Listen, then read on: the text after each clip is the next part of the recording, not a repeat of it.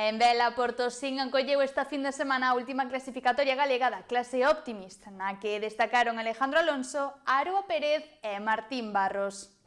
A falta de vento volveu marcar a clasificatoria de Optimist disputada esta fin de semana na ría de Muros, en Noia.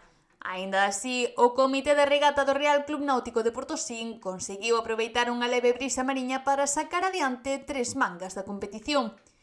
Na categoría sub-16 masculina, o triunfo foi para Alejandro Alonso, do Monte Real Club de Yates de Bayona, tras unha regata moi disputada con José Luis Ríos, do Real Club Náutico de Vigo.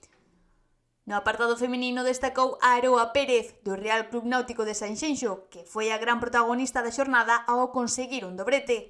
Gañou tanto en sub-16 como en sub-13. Pola súa banda, en sub-13 masculino, o primeiro posto foi para Martín Barros, tamén do Monterreal Club de Yates de Bayona. E no grupo azul, no que só se puido disputar unha manga, o primeiro clasificado masculino foi Gaspar Zarauza, mentres que en femenino a vitoria foi para Lucía Fernández. A regata de Portosín era ademais a última proba clasificatoria para confeccionar o ranking galego da clase Optimist, do que sairá o equipo que representará a Galicia nos campeonatos de España. A entrega de premios celebrouse pola tarde na sede do club organizador coa presenza de autoridades e representantes do ámbito náutico.